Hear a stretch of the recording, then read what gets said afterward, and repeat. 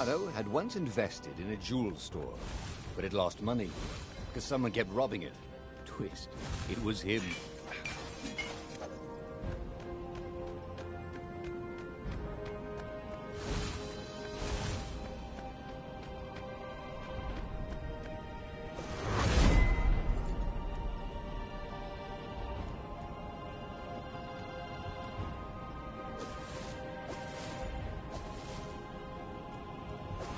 Renato wondered if his future self had commissioned these poles.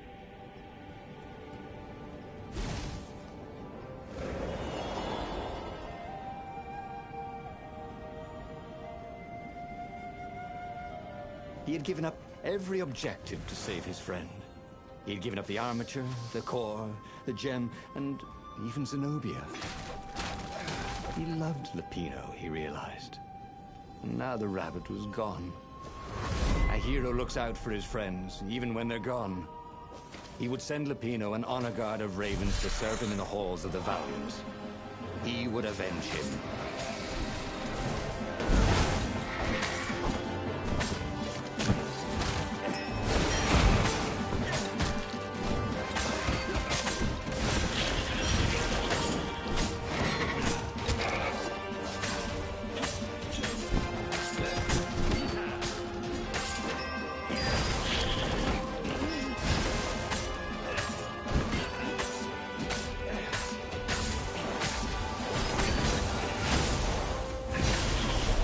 Keep this between us, if you don't mind.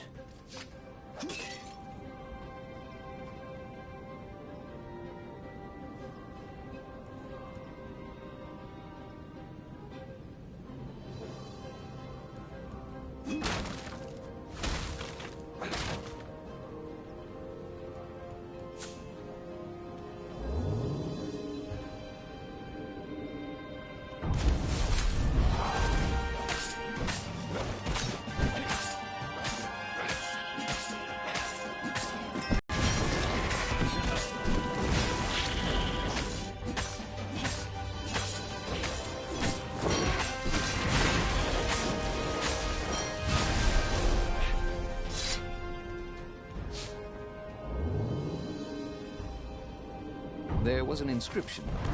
Praised the sun.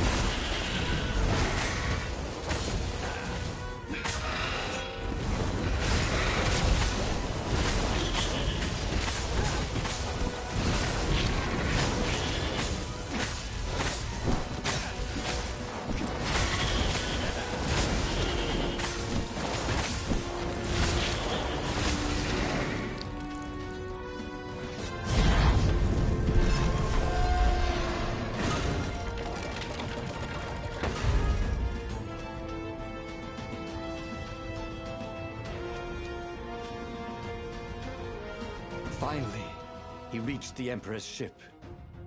And there was Lupino, surrounded by ravens. He was alive! They'd eaten some other rabbit. "I'll save you!" he shouted with joy and flung himself at the ravens. "Aw, you shouldn't have," said Lupino when the last raven was down. Renato threw his arms around his best friend. "I had to come. I love you, man. You really, really shouldn't have," said Lupino. And Renato felt a rather sharp pain in his back. As he collapsed, Lupino took the dagger out of Renato's back and wiped it off on Renato's sleeve. "Why, you always have to be the hero. Brave Renato, epic Renato, super sexy Renato, and I'm sick of it."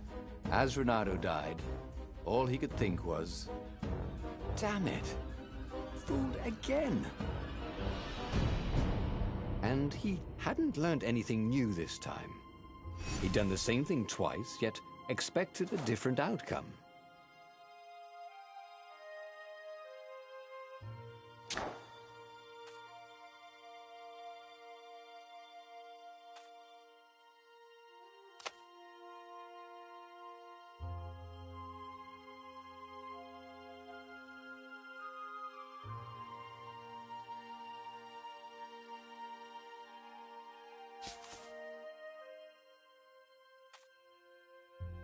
There would be a way to win.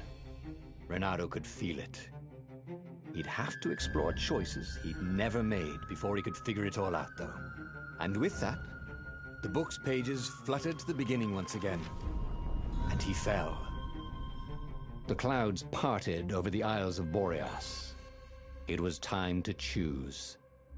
The rebellion was in trouble. Ravens were scouting for the secret rebel base. They needed a game-changer. Pieces of the Sky Ripper had surfaced. Or so a scholar in the mountains had told him. Surely the weapon that banished the lost gods could defeat the Emperor. Also, a temple had risen out of empty desert. The Emperor had brought the Sky Ripper pieces up out of ancient burial by his obscene rituals. Could this be where the Iblis stone was hidden?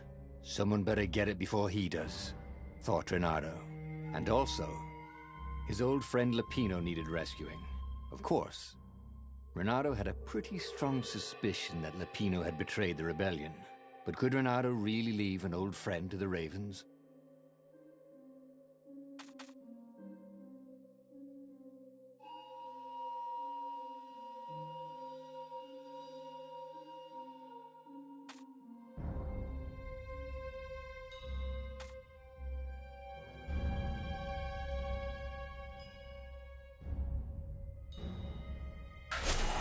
The island was windswept desert. No one went there except ostriches and ostrich hunters. The Iblis stone. It sounded ominous. It sounded powerful.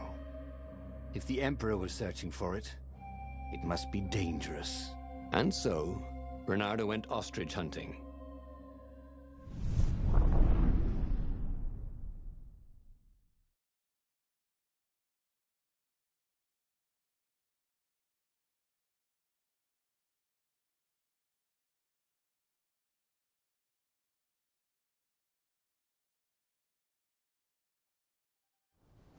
Every child could sing verses about the Sky Ripper, but ancient codices held hints of other things. A stone that ate souls, a ruby that drank blood, a jewel only a righteous man could give away. Were all these things the Iblis stone? Long hidden in a buried temple? Another ancient item that was only resurfacing now? Drawn up from the deeps by the Emperor's horrific rituals?